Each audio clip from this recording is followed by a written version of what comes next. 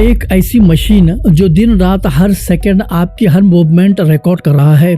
अब वही मशीन सिर्फ देख नहीं रही बल्कि इंटरनेट के जरिए डेटा बाहर भेज भी सकती है। आज हम इसी डेंजरस पॉसिबिलिटी की स्टोरी समझेंगे और देखेंगे कि इंडिया, यूके, यूएस और कनाडा चाइनीज सीसीटीवी कैमरास पर इतने स्ट्रिक्ट क्यों हो रहे हैं। इंडिया ने 1 अप्रैल 2026 में इंटरनेट कनेक्टेड सीसीटीवी के लिए स्ट्रिक्ट सर्टिफिकेशन रूल लागू किया है और रिपोर्ट्स के मुताबिक चाइनीज मैन्युफैक्चरर्स या चाइनीज ओरिजिन कंपोनेंट्स वाले प्रोडक्ट्स को इफेक्टिवली से बाहर किया जा रहा है।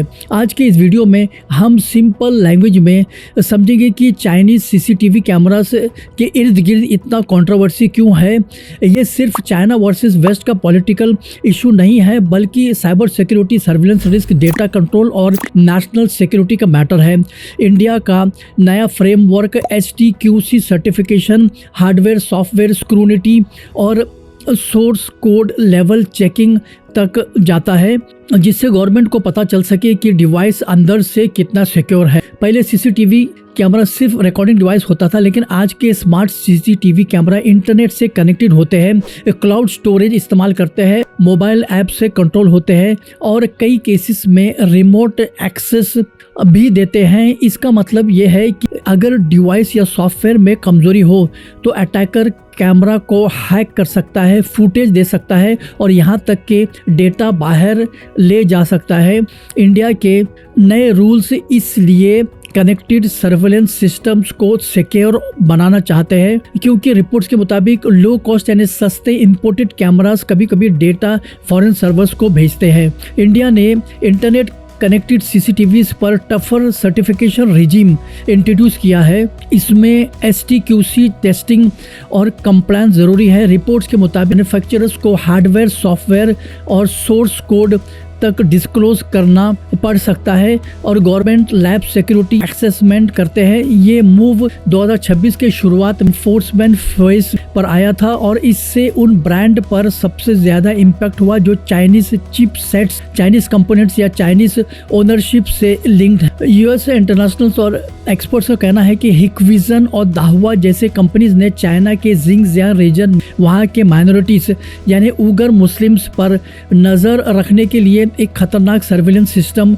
बनाए हैं। इस वजह से इन कंपनीज पर ह्यूमन राइट्स वायलेशन यानी इंसानी हुकूक की पामाली के एलिगेशंस लगे हैं और अमेरिका ने इन्हें बैकलिस्ट कर दिया है। इस पूरे मामले पर समझने के लिए इन 3 पॉइंट्स पर गौर करें। नंबर 1, जिंगजियांग सर्विलेंस सिस्टम क्या है। जिंगजियांग चाइना का एक हिस्सा या प्रोविंस है जहां यूगर मुस्लिम्स रहते हैं। एलिगेशंस के मुताबिक चाइना ने वहां दुनिया का सबसे एडवांस सर्विलेंस सिस्टम लगाया है। इसमें AI पावर्ड कैमरास का इस्तेमाल होता है जो सिर्फ चेहरा ही नहीं बल्कि इथनिसिटी, जाति भी डिटेक्ट करते हैं, जैसे उगर्स, अलाम। हिकविजन और दाहवा के ने वहां के पुलिस स्टेशन में और डिटेंशन कैंप्स के लिए हजारों cameras facial recognition software supply किए हैं। नंबर 2, मास सर्विलेंस और रिप्रेशंस एलिगेशंस। इंटरनेशनल ऑर्गेनाइजेशंस जैसे UN और ह्यूमन राइट्स वॉच का दावा है कि इस टेक्नोलॉजी का इस्तेमाल लोगों के प्राइवेसी छीनने और उन्हें कुचलने के लिए किया जा रहा है। मास सर्विलेंस, हर मोड पर कैमरा, हर फोन की ट्रैकिंग। इस डेटा के जरिए लोगों को री एजुकेशन डिटेंशन सेंटर्स में भेजा जा रहा है अगर उनकी एक्टिविटी सस्पिशियस लगे। नंबर 3, US बैन और ग्लोबल इम्पैक्ट। इन्हीं एलिगेशंस की वजह से US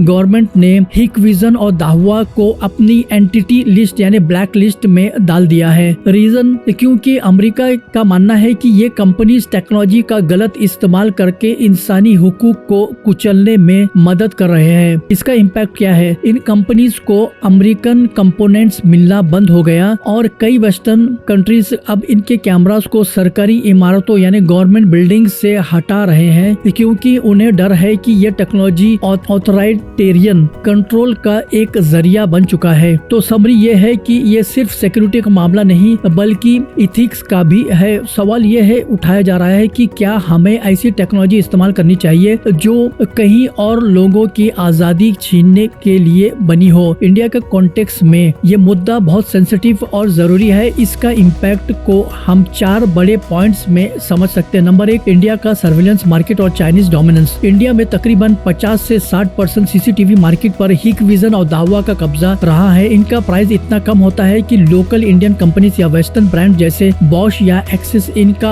मुकाबला नहीं कर पाते। इम्पैक्ट यह है कि हमारे घरों, शॉपिंग मॉल्स और यहाँ तक कि सेंसिटिव एरियाज में भी यही कैमरास लगे हुए हैं। नंबर 2, डेटा सिक्योरिटी और बैकडोर का खतरा। सबसे बड़ा डर यह है कि इन कैमरास में बैकडोर हो सकता है। ये बैकडोर क्या है? ये एक छुपा या हिडन रास्ता होता है जिसके जरिए चाइना की गवर्नमेंट या हैकर्स इंडिया में बैठे किसी भी कैमरास को लाइव फीड एक्सेस कर सकते हैं बिना ओनर के परमिशन के। नेशनल सिक्योरिटी, अगर ये कैमरास हमारे बॉर्डर्स, मिलिट्रीज या सरकारी दफ्तरों या गवर्नमेंट बिल्डिंग्स में लगे हैं तो इंडिया की इंटरनल सिक्योरिटी का डेटा सीधे बीजिंग पहुंच सकता है। नंबर 3, इंडियन गवर्नमेंट का एक्शन। यूएस, यूरोप के रास्ते पर चलते हुए इंडिया ने भी स्ट्रॉन्ग कदम उठाए हैं। गवर्नमेंट प्रोक्योरमेंट, इंडियन गवर्नमेंट्स ने अब पब्लिक प्रोक्योरमेंट पॉलिसीज में बदलाव किया है। अब लैंड बॉर्डर शेयर करने वाले मुल्क जैसे चाइना से सर्विलियंस लेना बहुत मुश्किल हो गया है। बैन ऑन एप्स, जैसे टिकटॉक बैन हुआ था वैसे ही कई चाइनीज डिवाइस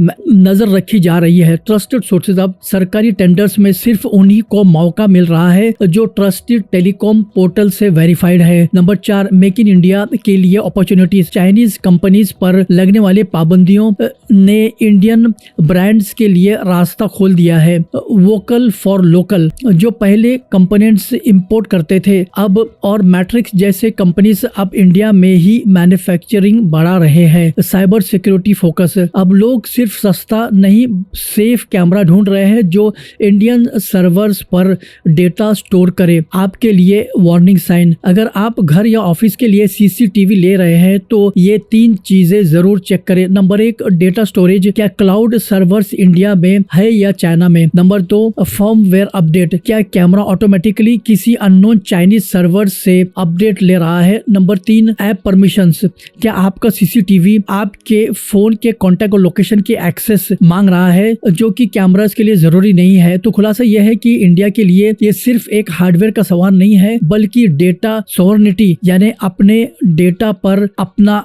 हक की जंग है।